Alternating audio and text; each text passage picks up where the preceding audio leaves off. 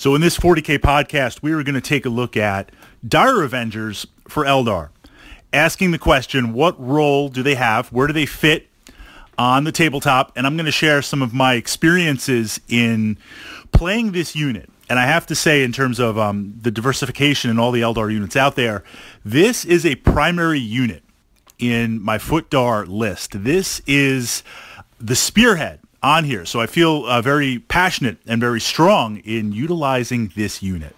Now, a little bit of a backstory, because this foundation is important. Because one of the things that I talk about with playing Eldar, and if you've been following some of my other podcasts, Samhan Warhost and other armies up on my 40K channel here on YouTube under the playlist and over on my blog, I'm going to basically, it's interesting because Dire Avengers are the one unit that basically nullify everything I'm going to say. Now, many, many years ago, I was a son of Russ. I was playing Space Wolves. I was having a great time. This was back in the day when you could take a Lehman Russ tank with autocannons on here before allies and detachments and all this other stuff in 40K. I wanted to play something different. I wanted to go back to my roots of playing Eldar. And I wanted to play Samhan Warhost. They had just kind of released the jet bike model. I had some good ideas with Warlocks, and the Seer Council was just being released. Not the model line, but really integrating it. So I wanted to kind of do like a 40K Harley-Davidson all guys on jet bikes. And the mistake that I made was taking, you take your 40K knowledge. There's two streams of 40K knowledge. There's the rules, the books, the phases of the turn, all these kind of army non-specific tactics. And then there are specific tactics, Necrons, Grey Knights, Tyranids, Space Marines, all that type of stuff. Where we get into trouble is when we port over our army tactics onto another army. And in a way, we want to do this because I talk about this idea where you want to be able to play your army on autopilot. You want to be able to know what each unit does without thinking. So this way you can take advantage of subtle shifts on the table and kind of opportunities as they arise. So the challenge, this was back in 40K 4th edition, many, many years ago. I'm looking at the stats, and essentially it's like, well, Space Marines T4, 3-up save. The bike gives the Space Elf +1, so it's T4, 3-up save.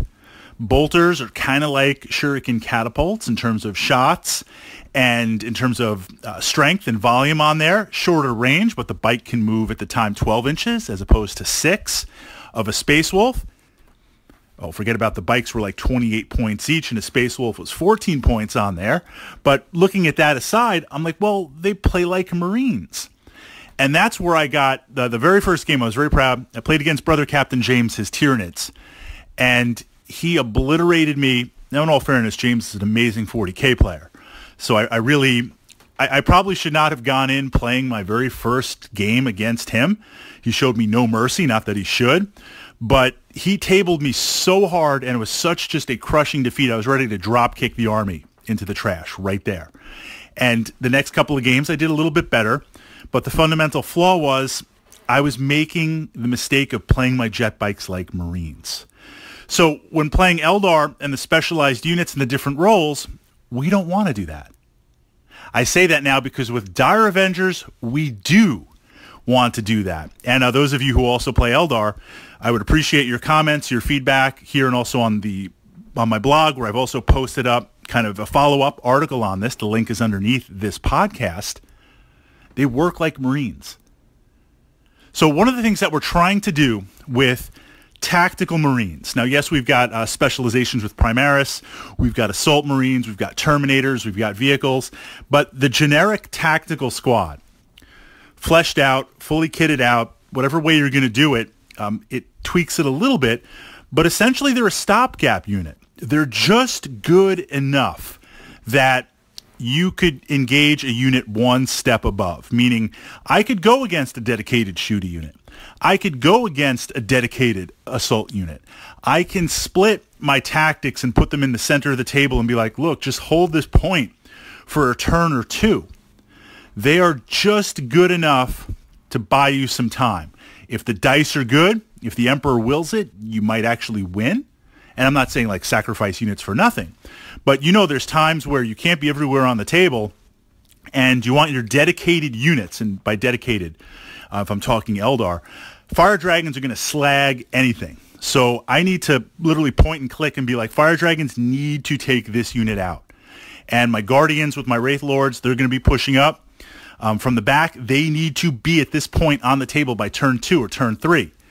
And as we're going through that, and I'm matching my units, my assets to your stuff on the table, I can't be everywhere at once. And the Dire Avengers put a little bit of hurt on with the dice, but the Dire Avengers are there. Not that I want to sacrifice any space elves. They're there to buy me some time. They're there to cause you a little bit of a pain. They're there to kind of speed bump your plans. And it's interesting because I take a big group, the Avenger catapults, they put out some decent shots. They've got good mobility in terms of moving. They do okay in the assault. I always take the Exarch on there. I prefer the sword and shield because I feel like the shooting aspects of it are good enough that I want to just boost a little bit of the assault. I mean, they kind of shoot well. They kind of assault well. They've got some good mobility on there. They have enough of a body size, if you take them fully kitted out, that if the dice go against you and you lose a lot, you've still got some critical mass on there. I could also see, and I've done it occasionally, I've got 2 Exarchs, you could do a wield. You could go the gunslinger on there and add more on and now do the split thing. That works on there, especially if it's a big squad. They're the only unit in the Eldar Codex that is the jack of all trades, which is odd because everything's specialized. And even with over various editions as the points have kind of mellowed out, it's still a specialized army where you need to look and say, this unit here, whatever it is, it's going here, and this is going there, and this is moving forward here.